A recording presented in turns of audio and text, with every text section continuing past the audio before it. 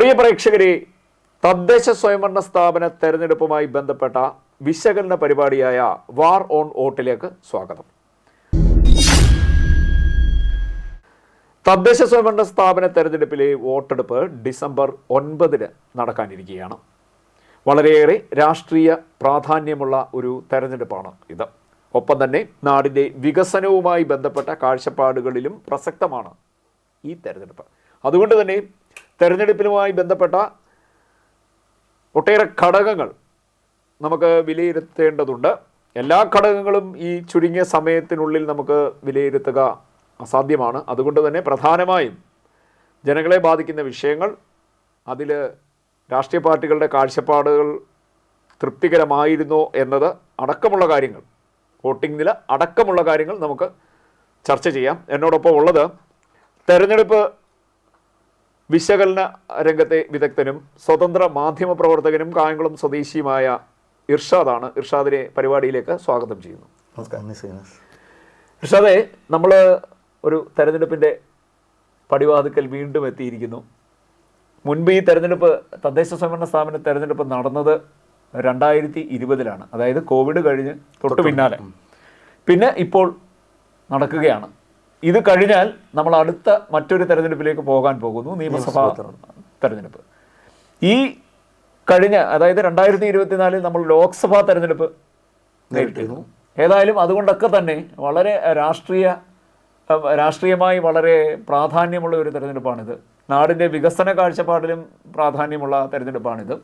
നമുക്കറിയാം, ഒരു നാടിന് MLA-യും MP-യും മുഖ്യമന്ത്രിയും പ്രധാനമന്ത്രിയും ഒക്കെ ഉണ്ടെങ്കിലും ആ വാർഡ്, അല്ലെങ്കിൽ ആ നഗരസഭയിലെ അല്ലെങ്കിൽ ആ പഞ്ചായത്തിലെ ഒരു മെമ്പർ, അദ്ദേഹത്തിനുള്ള പ്രാധാന്യം, പ്രസക്തി ഒട്ടും കുറച്ച് കാണാൻ പറ്റില്ല. തീർച്ചയായും ശ്രീനിവാസ, എനിക്ക് തോന്നുന്നു ഈ പഞ്ചായത്തി രാജ് നിയമം നമ്മുടെ രാജ്യത്ത് നിലവിൽ വന്നതിന് ശേഷം 1992-ലാണ് ഭരണഘടനാ ഭേദഗതിയിലൂടെ പഞ്ചായത്ത് രാജ് നിയമം വരുന്നത്. പഞ്ചായത്തുകൾക്ക് അതല്ലെങ്കിൽ മുനിസിപ്പാലിറ്റികൾക്ക് സ്വയംഭരണ അവകാശം നൽകിയ ഭരണഘടനാ ഭേദഗതിയായിരുന്നു അത്. 1993-ലാണ് അത് ഇന്ത്യയിൽ നിലവിൽ വന്നത്. അങ്ങനെ പഞ്ചായത്തി രാജ് പ്രകാരം നമ്മുടെ രാജ്യത്തിൻ്റെ വിവിധ സംസ്ഥാനങ്ങളിൽ ത്രിതല പഞ്ചായത്തുകൾ നിലവിൽ വരും, 3-tier സിസ്റ്റം വരികയും അത് സ്വയംഭരണ അവകാശത്തിൽ ജനകീയ ആസൂത്രണം എന്ന വളരെ വിശാലമായ കാഴ്ചപ്പാടിലേക്ക് അത് വികസിക്കുകയും ചെയ്തു.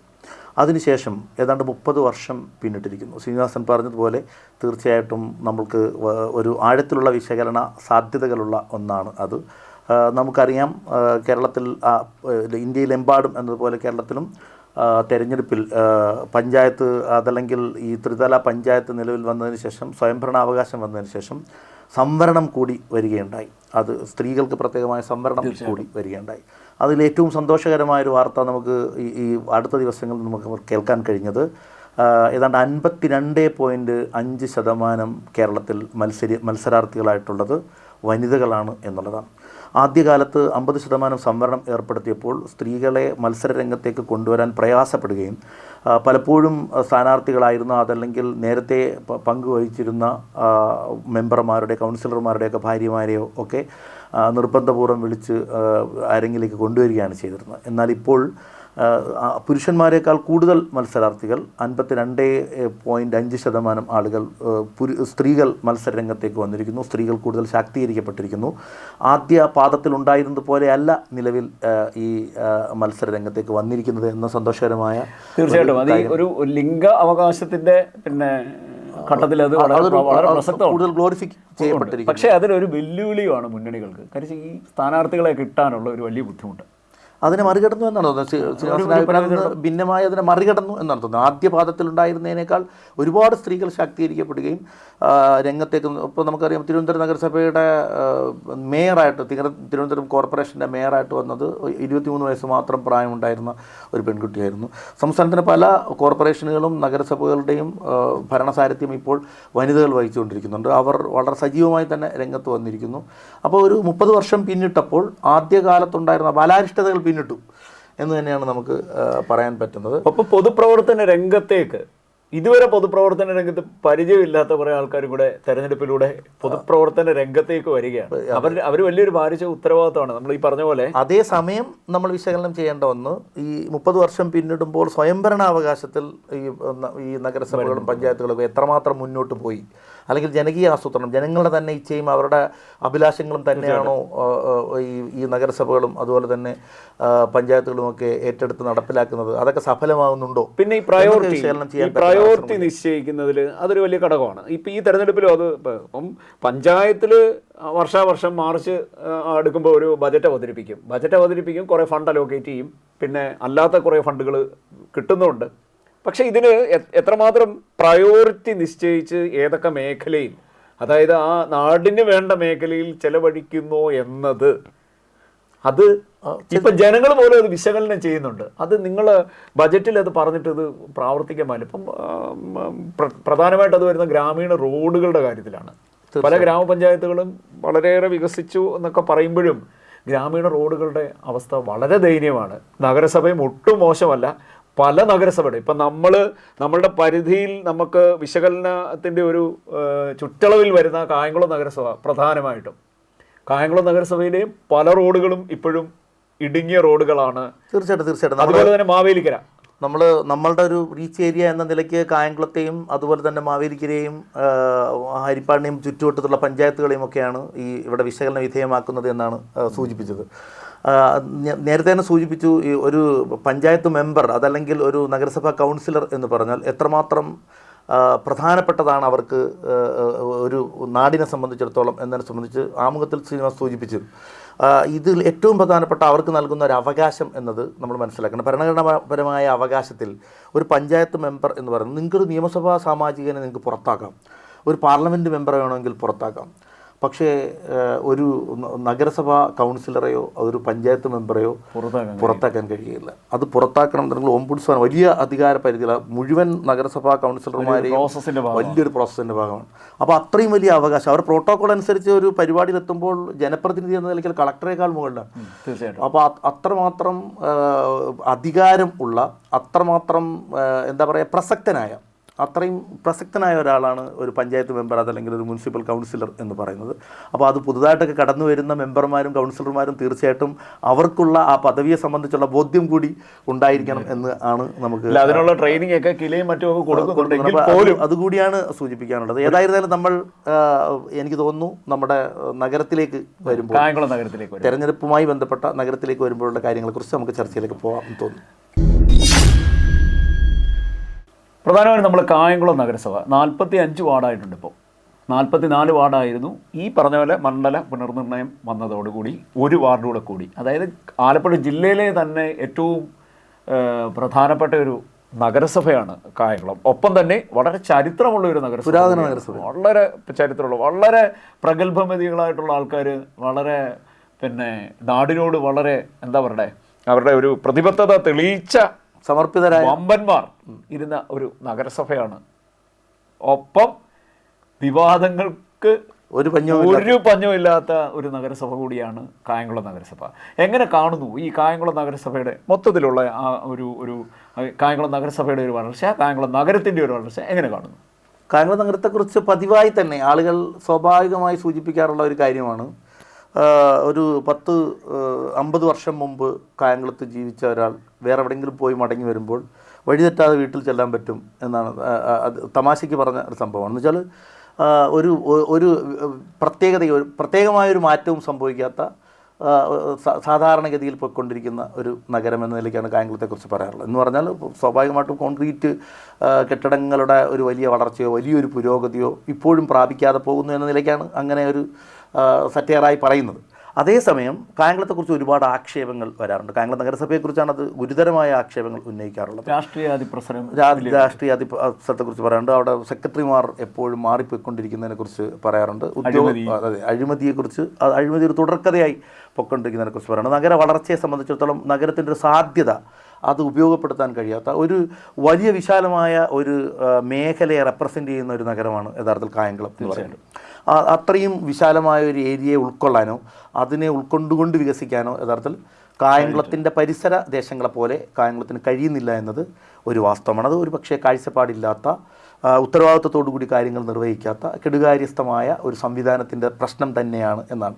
അത് വളരെ നമുക്ക് നഗരത്തെ സംബന്ധിച്ചിടത്തോളം വളരെ എവിഡൻ്റലാണ്. അത്തരം കാഴ്ചപ്പാടുണ്ടായിരുന്ന ആളുകൾ നഗര അധികാരം കൈയാളിയിരുന്ന ഘട്ടത്തിൽ പലപ്പോഴും നഗരത്തിൽ വലിയ വികാസം ഉണ്ടായിട്ടുണ്ട്. ആ വികസനത്തിൻ്റെ ആ ലാൻഡ്മാർക്കുകൾ തന്നെ ഇപ്പോഴും കായംകുളത്തുള്ളൂ. ഒരു ഫോളോ അപ്പ് ഒരു കാലത്തും ഉണ്ടായിട്ടുണ്ടായിരുന്നില്ല. അതാണ്. പിന്നെ രണ്ടാമത്തെ ഏറ്റവും വലിയൊരു പ്രധാനപ്പെട്ട ഒരു സംഭവം എന്ന് പറഞ്ഞു കഴിഞ്ഞാൽ നമ്മുടെ നഗരസഭ ആസ്ഥാനം നിൽക്കുന്നത് നഗരത്തിൻ്റെ ഒത്ത നടുവിലാണ്. ഈ നഗരസഭ ആസ്ഥാനത്തിനോട് ചേർന്ന് തന്നെയാണ് സ്കൂളുകൾ, ഒട്ടേറെ ഇത്തരം വിദ്യാഭ്യാസ സ്ഥാപനങ്ങൾ ഒരുമിച്ച് ഒരു നഗരത്തിൽ വരുന്നത് വളരെ അപൂർവമാണ്, അല്ലേ? ഒപ്പം വിദ്യാഭ്യാസ സ്ഥാപനങ്ങളുടെ ഒരു ഹബ്ബ് ആശുപത്രി സ്ഥലം, നഗരസഭയുടെ അധീനതയിലുള്ള നഗരസഭ ഭരണാധികാരമുള്ള നിർവഹണ ചുമതലയുള്ള ആശുപത്രി. നമുക്ക് ആശുപത്രിയിലേക്ക് തന്നെ വരാം. ഇപ്പം നമ്മളിപ്പോൾ ആദ്യം തന്നെ പറഞ്ഞു, നഗരസഭയ്ക്കും പഞ്ചായത്തിനുമൊക്കെ സ്വയംഭരണാവകാശം നൽകിയതിനെക്കുറിച്ച് തുടക്കത്തിൽ സൂചിപ്പിച്ചു. അതായത് അവിടെ പ്രവർത്തിച്ചുകൊണ്ടിരിക്കുന്ന സ്കൂളുകൾ, അവിടെ പ്രവർത്തിച്ചുകൊണ്ടിരിക്കുന്ന ആശുപത്രികൾ, അവിടെ പ്രവർത്തിക്കുന്ന സർക്കാർ സ്ഥാപനങ്ങൾ മിക്കതിൻ്റെയും ഉത്തരവാദിത്തം യഥാർത്ഥത്തിൽ ഈ നഗരസഭയ്ക്കാണ്. അതിൻ്റെ വികാസ പരിണാമങ്ങൾ, അതിനുണ്ടാകുന്ന പുരോഗതി, ഇവയെല്ലാം നിർണ്ണയിക്കപ്പെടേണ്ടത് നഗരസഭയുടെ തീരുമാനപ്രകാരം സംഭവിക്കേണ്ടതാണ്. അവരുടെ കാഴ്ചപ്പാടിൻ്റെ അഭാവം ആണ് പലപ്പോഴും ഇത് ഇങ്ങനെ പഴകിത്തേഞ്ഞ് മുരടിച്ച് പലപ്പോഴും നിൽക്കേണ്ടി വരുന്ന അവസ്ഥ എന്ന് നമ്മൾ മനസ്സിലാക്കി. ഇപ്പം തന്നെ നമ്മുടെ ഈ ആശുപത്രിയുടെ കാര്യം തന്നെ, ആശുപത്രിയിൽ വിവാദം ഒഴിഞ്ഞ നേരമില്ല. ആശുപത്രിയിൽ ഏത് സമയം എന്ത് സംഭവിക്കാവുന്ന ഒരു നിലയാണ് ഇപ്പോഴും ഉള്ളത്. ഡോക്ടർമാരില്ല, ആവശ്യത്തിന് ജീവനക്കാരില്ല, ഉപകരണങ്ങളില്ല, പിന്നെ വൃത്തിഹീനമായ ചുറ്റുപാട്. അതിന് മാറ്റം വരുന്ന ഇപ്പോൾ വലിയ ഡെവലപ്മെൻറ്റുകളും അവിടെ വലിയ കെട്ടിടങ്ങളും ഒക്കെ വരുന്നുണ്ട്. എങ്കിൽ പോലും നമ്മൾ നഷ്ടപ്പെടുത്തി കുറേ വർഷങ്ങളുണ്ടായിരുന്നില്ലേ? തീർച്ചയായിട്ടും ഉണ്ട്. സ്ഥായിയായ ഒരു നിർമ്മാണ പ്രവർത്തനം അല്ല നമ്മൾ കാണുന്നത്. പലപ്പോഴും ഓരോ MP-മാർ വന്നപ്പോഴും 100 കിടക്ക വാർഡ്, അതല്ലെങ്കിൽ പുതിയ യൂണിറ്റുകൾ, ഓപ്പറേഷൻ തിയേറ്റർ, ഇങ്ങനെയൊക്കെ വന്നു എന്ന് പറയുന്നുണ്ട്. പക്ഷേ എപ്പോഴും നിർമ്മാണ പ്രവർത്തനം നടന്നുകൊണ്ടിരിക്കുകയാണ്. അതിന് ഈ ശ്രീനിവാസൻ ഇവിടെ സൂചിപ്പിച്ച് വൃത്തിഹീനമായ അന്തരീക്ഷം. അക്ഷരാർത്ഥത്തിൽ ഒരു ആശുപത്രി എന്ന് പറയുന്നതിൽ ആളുകൾക്ക് ഇപ്പോഴും അവലംബിക്കാവുന്ന ഒരു ആശുപത്രിയായി നമ്മുടെ കായംകുളം നഗരത്തിൽ വന്നത്. അത് താലൂക്ക് ആശുപത്രി എന്ന് പേര് വെച്ച ആംബുലൻസ് അങ്ങോട്ടും ഇങ്ങോട്ടും പാഞ്ഞു പോയി കുറച്ചു കാലം. അതുപോലെ തന്നെ റെഫറൽ ആശുപത്രിയായിട്ട് അതിനെ പ്രഖ്യാപിക്കപ്പെട്ടു. പക്ഷേ ഇതൊന്നും റെഫറൽ എന്ന് പറഞ്ഞാൽ മെഡിക്കൽ കോളേജിലേക്ക് റെഫർ ചെയ്യുന്ന ആശുപത്രി എന്ന നിലയിലേക്ക്, എന്നാൽ ദേശീയപാതയുടെ ഏറ്റവും അടുത്ത് കിടക്കുന്ന ആശുപത്രിയാണ്. അത് സുനാമി കാലത്ത് അതൊരു ട്രോമ കെയർ യൂണിറ്റ് വളരെ സജീവമായിട്ടുണ്ടാവണമെന്നും ദേശീയപാതയോട് തൊട്ടടുത്ത് നിൽക്കുന്ന ഇതാണെന്നും എപ്പോഴും അപകടമുണ്ടായാലും ആളുകൾക്ക് വേഗത്തിലുണ്ടാവേണ്ട ഒരു ആശുപത്രിയാണ് അത് എന്ന് പറഞ്ഞത്. ആശുപത്രിയിലേക്ക് വരാനുള്ള ആക്സസ് പോലും നഷ്ടപ്പെടുത്തിയ ഒരവസ്ഥയാണ്. തീർച്ചയായിട്ടും നഗരസഭയിലെ കൂട്ടുത്തരവാദിത്വം ആ വിഷയത്തിലുണ്ട്. നഗരസഭയിൽ അധികാരത്തിൽ ഇരുന്ന എല്ലാവർക്കും, അവിടെ കൗൺസിലർമാരായിട്ടിരുന്ന ഓരോരുത്തർക്കും ഉത്തരവാദിത്തമുള്ള, അവരോരോരുത്തരും ഉത്തരം പറയേണ്ട ഒരു പ്രധാനപ്പെട്ട കാര്യം ആണ് ഈ പറഞ്ഞത്. ആശുപത്രിയിലേക്കുള്ള ആക്സസ് നഷ്ടപ്പെടുത്തിയത്, ആ ആശുപത്രി ഇത്രയും അന്യാധീനപ്പെട്ട് പൊയ്ക്കൊണ്ടിരിക്കുന്നത്, ആശുപത്രിയുടെ ഘടനയിൽ തന്നെ ഓരോ ആൾക്കാർ വരുമ്പോൾ പുതിയ കെട്ടിടം അതിനുള്ളിൽ ഉണ്ടാക്കിയാണ് നമ്മൾ കാണുന്നത്. പക്ഷേ ഈ കെട്ടിടം എന്തുകൊണ്ട് സ്ഥായി, നമ്മൾ ഒന്ന് പരിശോധിച്ച് നോക്കിയാൽ, ഒരു 30 വർഷത്തെ ഒരു ചരിത്രം എന്നെടുത്ത് നോക്കിയാൽ എത്ര പുതിയ കെട്ടിടം വന്നു, എത്ര പുതിയ കെട്ടിടം. തീർച്ചയായിട്ടും ആശുപത്രിയുടെ രൂപം നമുക്ക് ഓർമ്മിച്ചെടുക്കാൻ പറ്റുന്നില്ല. പലപ്പോഴും പല മാറ്റങ്ങളുമാണ് അതിനകത്ത്. അതാണ്. ഏതായാലും ആശുപത്രിയുടെ കാര്യത്തിൽ പ്രധാനപ്പെട്ട കായംകുളം നഗരസഭ ഏറ്റവും കൂടുതൽ വിമർശനം കേട്ടുകൊണ്ടിരിക്കുന്നതും മുൻപ് കേട്ടതുമൊക്കെ ഈ ആശുപത്രിയുടെ കാര്യത്തിലാണ്. ആശുപത്രിയിൽ മാത്രമല്ല, നമ്മുടെ നഗരാസൂത്രണത്തിൽ മൊത്തത്തിൽ ഉണ്ട്, നമ്മുടെ ഷോപ്പിംഗ് കോംപ്ലക്സിൽ ഉണ്ട്. അതുപോലെ തന്നെ നമ്മൾക്ക് അഭിമാനിക്കാവുന്ന ഒരു പാർക്ക് അവിടെ ഉണ്ടാക്കിയിട്ട് അതിൻ്റെ കാര്യത്തിൽ അതുണ്ട്. ITI-യുടെ അതുപോലെ തന്നെ വിദ്യാഭ്യാസ സ്ഥാപനങ്ങളാവട്ടെ, നമ്മളുടെ ആശുപത്രി ആവട്ടെ, നമ്മളുടെ പിന്നെ വാണിജ്യ കേന്ദ്രങ്ങളാവട്ടെ, ഇവയിലെല്ലാം ഒരു പിന്നെ ഭരണകൂടത്തിൻ്റെ ഒരു സ്റ്റേക്ക് കൃത്യമായി നിർവഹിക്കാൻ നിസ്സംഗത എല്ലാത്തിനും യഥാർത്ഥത്തിലുണ്ട്. ഇപ്പോൾ പറഞ്ഞു, വിദ്യാഭ്യാസ രംഗത്തെക്കുറിച്ച് പറഞ്ഞു. നമുക്ക് കായംകുളത്ത് ഒരു ഗവൺമെൻറ് ITI ഉണ്ട്.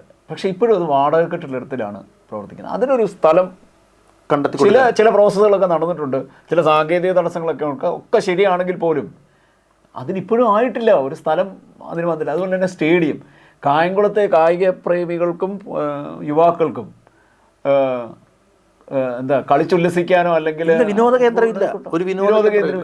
അതായത് ഒരു കായംകുളത്തെ സംബന്ധിച്ചിടത്തോളം ഒരു എൻ്റർടൈൻമെൻറ്റ് ലാബ്സ്, അതെന്ന് വെച്ചാൽ നമ്മുടെ ആളുകൾക്ക് ഇപ്പം കായംകുളത്തെ സംബന്ധിച്ചിടത്തോളം ഒരുപാട് ആൾക്കാർ പുറത്തുനിന്ന് വന്ന് താമസിക്കുന്നവരുണ്ട്, പഠിക്കുന്നവരുണ്ട്, നമ്മളിവിടെ അതിഥി തൊഴിലാളികളുണ്ട്. അതുപോലെ തന്നെ പിന്നെ ഫ്ലോട്ടിംഗ് ആയിട്ടുള്ള ഒരുപാട് ആളുകൾ കായംകുളത്ത് ബിസിനസ് ചെയ്യാൻ വരുന്ന ആൾക്കാരുണ്ട്.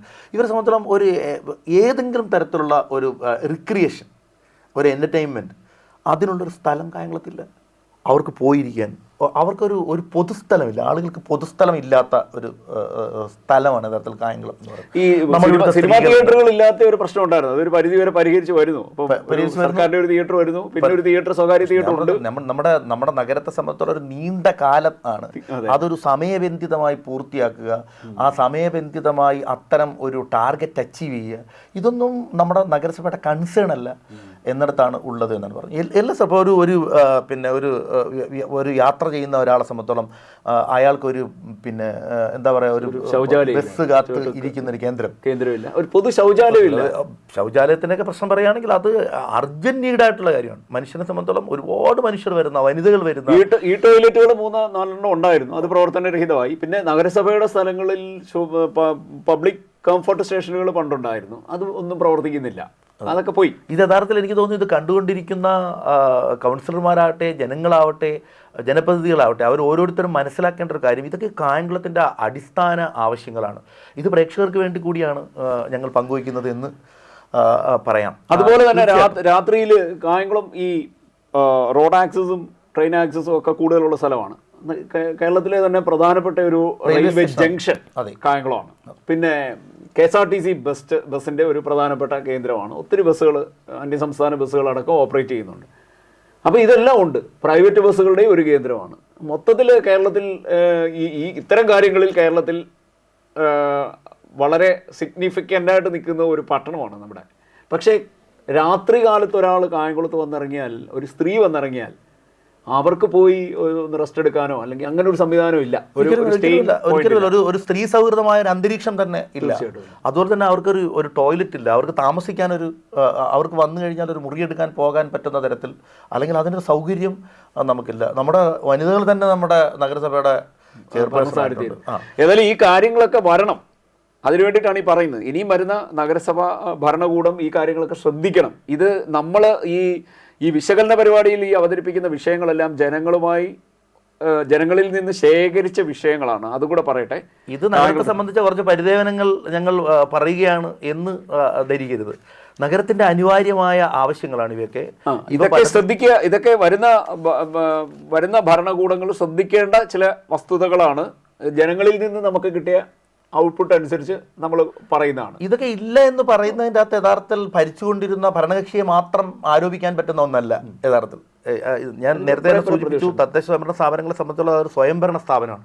അങ്ങനെയുള്ള സ്ഥാപനങ്ങളെ സംബന്ധിച്ചോളം അവിടെ വാർഡുകളിൽ നിന്ന് തിരഞ്ഞെടുക്കപ്പെടുന്ന കൗൺസിലർമാർ, അവർക്ക് വലിയ ഉത്തരവാദിത്വം ഉണ്ട് ഇത്തരം കാര്യങ്ങൾ സാധിച്ചെടുക്കുന്നതിൽ. അല്ലെങ്കിൽ അവർക്ക് ഏറ്റവും മിനിമം ഒരു വിസിൽ ബ്ലോഗറെങ്കിലും ആവാം. തീർച്ചയായിട്ടും ഈ നഗരത്തിൽ ഇത് നടക്കുന്നില്ല, ഈ നഗരസഭയുടെ ഭരണസാരഥ്യം എടുത്തിരിക്കുന്ന ആളുകൾ ഇത് കൃത്യമായി നിർവഹിക്കുന്നില്ല എന്ന് വിളിച്ചു പറയുന്ന ഒരു വിസിൽ ബ്ലോഗർ ആവാം. തീർച്ചയായിട്ടും അതെങ്കിലും സാധ്യമാകുന്ന ഒരു കൗൺസിലർ ആകുക എന്നതാണ് യഥാർത്ഥത്തിൽ ഓരോ ജനപ്രതിനിധിയും കടന്നു വരേണ്ട ജനപ്രതിനിധി ഓരോരുത്തരും ശ്രദ്ധിക്കേണ്ട കാര്യം എന്ന് പറഞ്ഞാൽ, അവർക്ക് അത്തരം ഒരു സംഭവം ഉണ്ടായാൽ ജനങ്ങൾ സ്വാഭാവികമായിട്ടും ബോധവാന്മാരാവുകയും ജനങ്ങൾ ആ വിഷയത്തിൽ ഇടപെടുകയും അതിലൂടെ ഭരണകർത്താക്കൾ അത് നിർവഹിക്കാൻ നിർബന്ധിതരായി തീരുകയും ചെയ്യും.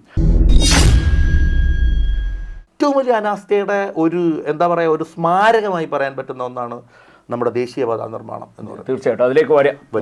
ദേശീയപാതാ നിർമ്മാണത്തെ സംബന്ധിച്ചിടത്തോളം പറയുകയാണെങ്കിൽ കായംകുളം പോലെ ഇത്രയും വലിയൊരു നഗരം, ഇത്രമാത്രം കൊമേഴ്സ്യൽ സ്ഥാപനങ്ങൾ, ഇത്രമാത്രം സർക്കാർ സ്ഥാപനങ്ങൾ, ബാങ്കുകൾ, സ്കൂളുകൾ, ഇത്രയും ബാഹുല്യമുള്ളൊരു സ്ഥലം, അത്രയും കാര്യങ്ങൾ ഉള്ള ഒരു നഗരത്തിലേക്ക് കടന്നു പോകേണ്ട, നഗരത്തിലേക്ക് എത്തിച്ചേരേണ്ട റോഡുകൾ മുഴുവൻ അടച്ചുകൊണ്ടുണ്ടാക്കിയിരിക്കുന്ന ദേശീയപാത.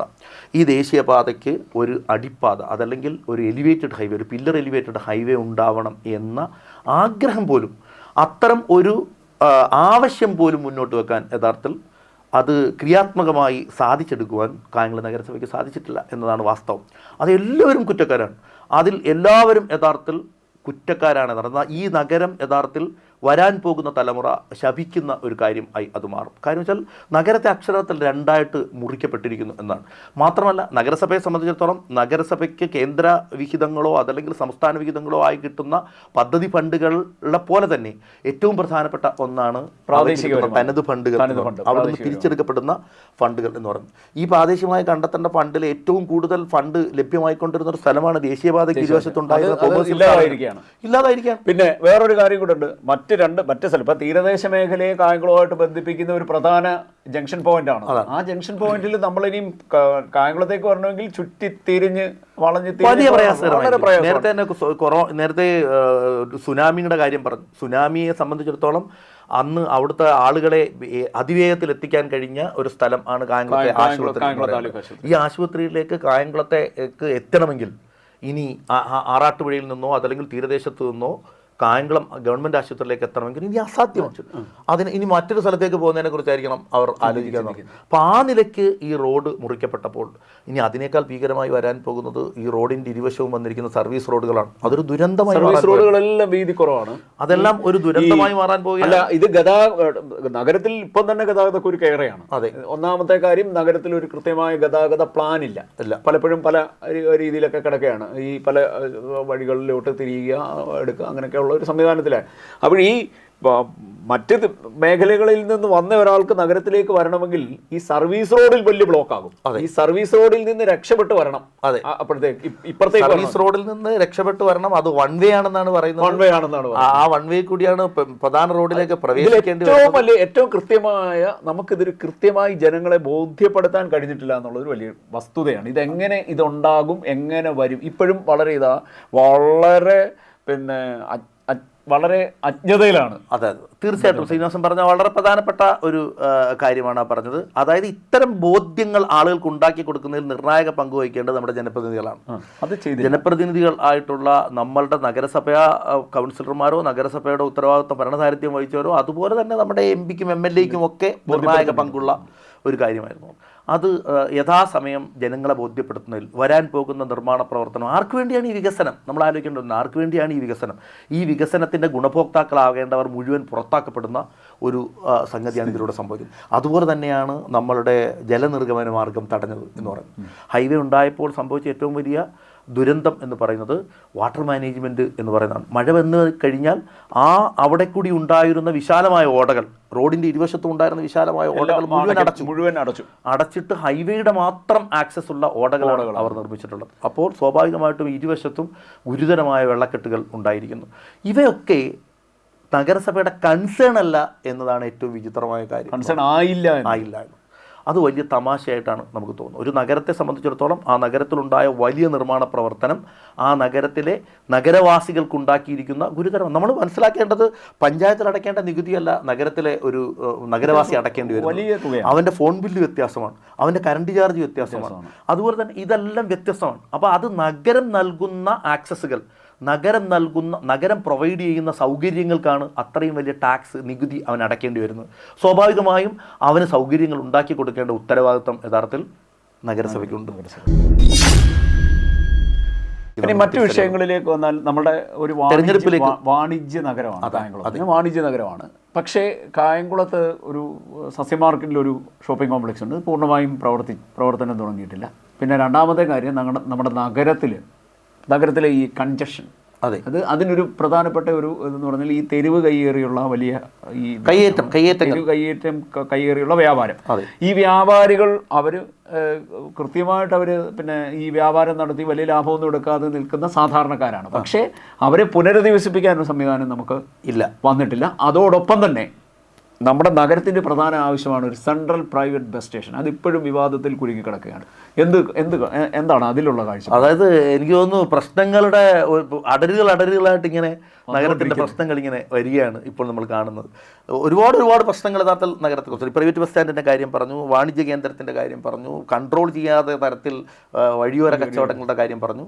തീർച്ചയായിട്ടും ഈ വിഷയങ്ങളിലെല്ലാം ഒരു കാഴ്ചപ്പാടില്ലായ്ക, നഗരാസൂത്രണത്തിലൊരു കാഴ്ചപ്പാടില്ലായ്ക നമ്മൾ അനുഭവിച്ചുകൊണ്ടിരിക്കുന്നുണ്ട് എന്നാണ് നമ്മൾ മനസ്സിലാക്കുന്നത്. പ്രൈവറ്റ് ബസ് സ്റ്റാൻഡ് എത്ര നാളുകൊണ്ട് 3 ബസ് കഷ്ടിച്ച് കിടക്കാൻ പറ്റുന്ന ഒരു സ്ഥലത്ത്, കിടക്കാനോ തിരിയാനോ പറ്റാത്ത ഞെളിപിരി കൊള്ളുന്നു എന്നൊക്കെ പറയാറില്ലേ, എന്ന വാക്കൊക്കെയാണ് നമുക്ക് തോന്നുന്നത്. അത്രമാത്രം കൺജസ്റ്റഡ് ആയ ഒരു സ്ഥലത്താണ് കായംകുളത്തെ പ്രൈവറ്റ് ബസ് സ്റ്റാൻഡ് ഇപ്പോഴും സ്ഥിതി ചെയ്യുന്നത്. റെയിൽവേ സ്റ്റേഷൻ അടുത്തുള്ള ഒരു ടെർമിനൽ ബസ് സ്റ്റേഷൻ വന്നിട്ട് അതിനെ ആസൂത്രിതമായി നടത്താൻ, അതിന് ഉത്തരവാദിത്തത്തോടു കൂടി കൈകാര്യം ചെയ്യാൻ, അവിടെ വന്നു പോകുന്ന ബസ്സുകൾ, എല്ലാ ബസ്സുകളും അവിടെ വന്നു എന്ന് ഉറപ്പുവരുത്താൻ അത്തരം സംവിധാനം യഥാർത്ഥത്തിൽ നമുക്കില്ല. ബസ് ബേകളില്ല. ഒരു സ്ഥലത്ത് കായംകുളത്ത് എവിടെയെങ്കിലും ഒരു ബസ് ബേ ഉണ്ടോ? നിങ്ങൾ ഏത് നഗരത്തിലും ശ്രദ്ധിച്ചു നോക്കൂ, അവിടെ എല്ലാം ബസ് ബേകളുണ്ടാവും. ആളുകൾക്ക് കാത്തു നിന്ന് ബസ് കയറാൻ വേണ്ടി, ബസ് അരികിലേക്ക് മാറ്റി നിർത്താൻ വേണ്ടിയുള്ള ബേകളുണ്ടാവും. അത് യഥാർത്ഥത്തിൽ നമ്മുടെ നഗരത്തിൽ ഇപ്പോൾ ഇല്ല, ഒരു സ്ഥലത്തുമല്ല. ഒരു സ്ഥലത്തേക്ക് പോകുന്ന സ്ഥലമല്ല. ഇപ്പം നമ്മളെ അടൂർ, മാവേലിക്കര, അതൊക്കെ നഗരത്തിൻ്റെ കിഴക്കൻ പ്രദേശങ്ങളിലേക്ക് അധികവും ആളുകൾ ആശ്രയിക്കുന്ന പ്രൈവറ്റ് ബസ്സാണ്. ഈ പ്രൈവറ്റ് ബസ്സിനെ ആശ്രയിക്കുന്ന ഇവർക്ക് അവർക്ക് അനിവാര്യമായ ഒരു സൗകര്യങ്ങൾ ഒരുക്കി കൊടുക്കാൻ ഇതുവരെ നമുക്ക് കഴിഞ്ഞിട്ടില്ല. അപ്പോൾ ആ റെയിൽവേ സ്റ്റേഷനിൽ നിന്ന് നൂറുകണക്കിന് ആളുകളാണ്, ഒരു ട്രെയിൻ നിർത്തുമ്പോൾ നൂറുകണക്കിന് ആളുകളാണ് കായംകുളം റെയിൽവേ സ്റ്റേഷനിൽ വന്നിറങ്ങുന്നത്. എനിക്ക് തോന്നുന്നു ഗുരുവായൂരിലേക്കും അതുപോലെ തന്നെ തീർത്ഥാടന കേന്ദ്രങ്ങളിലേക്കും അന്യ സംസ്ഥാനങ്ങളിലേക്കുമൊക്കെ പോകുന്നവർ നമ്മുടെ കിഴക്കൻ ജില്ലകളിൽ നിന്ന് തന്നെ ഉദ്യോഗസ്ഥർ, അതെ, നിരവധി ആളുകൾ വന്നാണ് ഒരു ദിവസം ട്രെയിൻ ഇറങ്ങുന്നത്. ആ ആളുകൾക്ക് പോകാനും വരാനും നിൽക്കാനും ബസ് കാത്തിരിപ്പ് കേന്ദ്രങ്ങൾ പോലും ആവശ്യമായ തരത്തിൽ നമ്മുടെ നഗരത്തിൽ ഒരുക്കാൻ കഴിഞ്ഞിട്ടില്ല. പിന്നെ നഗരത്തിൻ്റെ നഗര സൗന്ദര്യം, ഇപ്പം ഈ മാലിന്യം വലിയൊരു പ്രശ്നമായിരുന്നു. നമ്മുടെ നഗരത്തിൽ കൂടെ തന്നെ കരിപ്പുഴ തോട് ഒഴുകുന്നുണ്ട്. അത് കുറേയൊക്കെ സംരക്ഷിക്കപ്പെട്ടിട്ടുണ്ട് എങ്കിൽ പോലും പൂർണ്ണമായ തോതിൽ സംരക്ഷിക്കപ്പെട്ടിട്ടുണ്ടോ എന്ന് ചോദിച്ചാൽ ഇല്ല എന്ന് തന്നെ പറയാം. പിന്നെ ഈ പറഞ്ഞ പോലെ നമ്മുടെ മാലിന്യം ഡംപ് ചെയ്യുന്ന അവിടെ അത് പ്രോസസ്സ് ചെയ്യാനുള്ള ഒരു പദ്ധതി ഇപ്പം തുടക്കം കുറിച്ചിട്ടുണ്ട്. ഇൻസിനറേറ്ററിൻ്റെ ആ രീതിയിൽ കരമാലിന്യ ഒരു സംസ്കരണത്തിൻ്റെ ഒരു കാര്യം വന്നിട്ടുണ്ട്.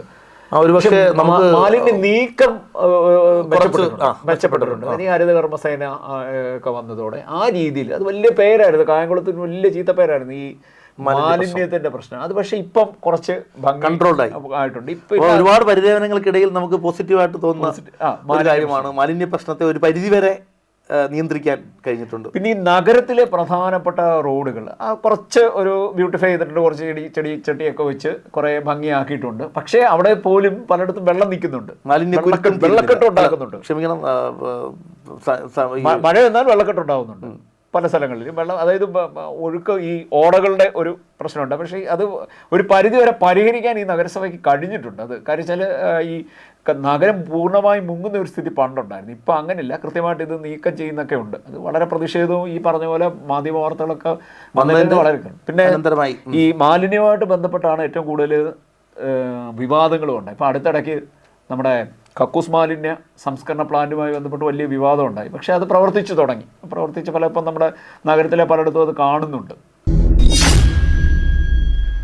ഇനിയിപ്പോൾ നമുക്ക് തെരഞ്ഞെടുപ്പിലേക്ക് വരാം. ഈ തെരഞ്ഞെടുപ്പിൽ മുൻപ് ഈ കായംകുളം നഗരസഭ ഏതായിരുന്നാലും പുതുതായി തിരഞ്ഞെടുക്കപ്പെടാൻ പോകുന്ന ജനപ്രതിനിധികൾക്കും ഈ പറഞ്ഞ കാര്യങ്ങളൊക്കെ ഒന്ന് ശ്രദ്ധിക്കണം. അതാണ് ഇത് നമ്മുടെ നഗരത്തെ സംബന്ധിച്ചിടത്തോളം ഏറ്റവും അനിവാര്യമായ കാര്യങ്ങളാണ് ഇവയൊക്കെ. ഇതെല്ലാം നിങ്ങളുടെ കൺസേൺ ആവണം എന്ന് തന്നെയാണ് ഈ പറഞ്ഞതിൻ്റെ അടിസ്ഥാനപരമായ കാര്യങ്ങൾ. നമുക്കറിയാം, നമ്മുടെ കായംകുളം നഗരത്തിലെ നേരത്തെ വാണിജ്യ കേന്ദ്രത്തെക്കുറിച്ച് പറയുകയുണ്ടായി. സസ്യ മാർക്കറ്റിലൊരു വാണിജ്യ കേന്ദ്രം ഉണ്ടാക്കി. അത് ഉണ്ടാക്കിയ വാണിജ്യ കേന്ദ്രം ക്രിയാത്മകമായി ഉപയോഗപ്പെടുത്താൻ, അത് ആളുകൾക്ക് വിതരണം ചെയ്യാൻ, പ്രയോജനപ്പെടുത്താൻ ഇതുവരെ കഴിഞ്ഞിട്ടില്ല. അതിൻ്റെ ഒരുപാട് കെട്ടിടങ്ങൾ, അതിനുള്ളിൽ ഒരുപാട് ഹോളുകൾ വെറുതെ നഷ്ടപ്പെട്ടുകൊണ്ടിരിക്കുകയാണ്. അപ്പം ഒരു സാധനം നിർമ്മിക്കുമ്പോൾ അതിൻ്റെ ഫീസിബിലിറ്റി കൃത്യമായി അന്വേഷിക്കുകയും അതുപോലെ തന്നെ അത് എങ്ങനെ ക്രിയാത്മകമായി വിതരണം ചെയ്യാൻ പറ്റും എന്നതിനെക്കുറിച്ചുള്ള ഒരു ആസൂത്രണത്തിൻ്റെ ആസൂത്രണത്തിൻ്റെ അഭാവം യഥാർത്ഥത്തിൽ സംഭവിക്കുന്നു എന്നുള്ളത്. അപ്പോൾ ഇനിയും വരുന്ന ഈ ടീം അല്ലേ ഈ കാര്യങ്ങളൊക്കെ ചോദ്യം ചെയ്യുകയും ഈ കാര്യങ്ങളിലൊക്കെ ഏത് ടീം ആരാണേലും ഏത് കൗൺസിലർ ആണേലും ഈ കാര്യങ്ങൾ ശ്രദ്ധിച്ച് അവരവരുടെ വാർഡുകളിൽ ഈ പറഞ്ഞ പോലെയൊക്കെയുള്ള കാഴ്ചപ്പാടുകൾ ഉണ്ടാവണം. ഇനിയും ഈ നമ്മുടെ ഒരു രാഷ്ട്രീയ സ്വഭാവത്തിലേക്ക് വന്നാൽ കായംകുളം നഗരസഭ 45 വാർഡുകളിലാണ് 45 വാർഡുകളിലാണ് തെരഞ്ഞെടുപ്പ് നടക്കാൻ പോകുന്നത്. ഇതുവരെ 44 വാർഡായിരുന്നു കായംകുളത്തുണ്ടായിരുന്നത്. അതുകൊണ്ട് കഴിഞ്ഞ വർഷം വനിതയാണെങ്കിൽ ഈ വർഷം പുരുഷനാണ് എന്ന ഒരു മുൻവിധി ഉണ്ടായിരുന്നു. അത് കാരണം നേരത്തെ തന്നെ ഉടുപ്പ് തയ്പ്പിച്ച് പലരും സ്ഥാനാർത്ഥികളായിരുന്നു. പട്ടികജാതി സംവരണ ചെയർമാനാണ് വരാൻ പോകുന്നത്. അപ്പം അങ്ങനെ ഈ പറഞ്ഞ പോലെ വളരെ രാഷ്ട്രീയ പ്രാധാന്യമുണ്ട് നമ്മുടെ നഗരസഭ. നമുക്ക് കഴിഞ്ഞ 10 വർഷമായി LDF ആണ് കായംകുളത്ത് അധികാരത്തിൽ ഇരിക്കുന്നത്. അധികാരത്തിൽ ദീർഘകാലം UDF അധികാരത്തിലിരുന്ന നഗരസഭ LDF പിടിച്ചെടുത്തതാണ്. അവിടെ യഥാർത്ഥത്തിൽ LDF അധികാരത്തിൽ വന്നിട്ട് 10 വർഷം തുടർച്ചയായിട്ടാണ് വരുന്നത്. അവരൊരു 3.0 പോകും എന്നാണ് LDF അവകാശപ്പെടുന്നത്. അതേസമയം UDF എന്ത് വില കൊടുത്തും തിരിച്ചു പിടിക്കും എന്ന് ഈ തെരഞ്ഞെടുപ്പിൽ പറഞ്ഞുകൊണ്ടിരിക്കുന്നത്. BJP ഉള്ള NDA മുന്നണി നേരത്തെ അങ്ങനെ പറഞ്ഞിരുന്നു. പക്ഷേ NDA മുന്നണി ഇപ്പം സ്ഥാനാർത്ഥി പ്രഖ്യാപനം വന്നപ്പോഴത്തേക്ക് ഏതാണ്ട് 37 സീറ്റിലേക്ക് അവർ ചുരുങ്ങി മത്സരത്തിൽ. അതായത് 45 സീറ്റ് 37 ഇടങ്ങളിൽ മാത്രമേ പക്ഷേ എങ്കിലും ഒരു നിർണായക ശക്തിയായിട്ട് തന്നെ പല വാർഡുകളിലും ഉണ്ട് അവര് ഉണ്ട്. അതെ, NDA കഴിഞ്ഞ 2017 7 സീറ്റുകൾ നേടിയിരുന്നു. അത് വളരെ വിസ്മയകരമായിരുന്നു. BDJ സാധ്യമായിട്ട് BJP-യോടൊപ്പം ചേർന്ന് ശക്തമായ മുന്നേറ്റം നടത്തിയ ഒരു തെരഞ്ഞെടുപ്പായിരുന്നു അവരുടെ. പക്ഷെ 2020 വന്നപ്പോഴത്തേക്ക് അത് 4 ചുരുങ്ങി. അതെ, അതൊരു 4 സീറ്റുകളിലേക്ക് BJP പരിമിതപ്പെടുകയാണ് ചെയ്തത് 2020 നടന്ന തെരഞ്ഞെടുപ്പിൽ. എന്നാൽ സമീപ പല പഞ്ചായത്തുകളിലും വലിയ മുന്നേറ്റം, പത്തിയൂരടക്കം വലിയ മുന്നേറ്റം BJPക്ക് നടത്താൻ കഴിഞ്ഞു. പക്ഷെ നഗരസഭയിൽ ആ പ്രാവശ്യം 2020 ഒന്ന് പുറകിലേക്ക് പോയി. പക്ഷേ അത് മറികടക്കാനുള്ള ശ്രമങ്ങളാണ് അവരുടെ ഭാഗത്തു നിന്ന് നടത്തിക്കൊണ്ടിരിക്കുന്നതെന്നാണ് അറിയാൻ കഴിഞ്ഞിട്ടുള്ളത്. അതുപോലെ തന്നെ ഭരണം നിലനിർത്തുക, ത്രീയിലേക്ക് വരുന്ന മൂന്നാം ഊഴത്തിലേക്ക് ഉള്ള പ്രവർത്തനങ്ങളാണ് LDF കേന്ദ്രങ്ങൾ നടത്തിക്കൊണ്ടിരിക്കുന്നത്. എന്നാൽ ഇരുപക്ഷവും തികഞ്ഞ ആത്മവിശ്വാസത്തോടൊപ്പം BJP യഥാർത്ഥത്തിൽ എമർജ് ചെയ്യുമെന്നാണ് അവർ അവകാശപ്പെടുന്നത്. കഴിഞ്ഞ പാർലമെന്റ് തെരഞ്ഞെടുപ്പാണ് ഏറ്റവും ഒടുവിൽ നടന്ന തെരഞ്ഞെടുപ്പ്. ആ പാർലമെന്റ് തെരഞ്ഞെടുപ്പിൽ BJPക്ക് ഒരു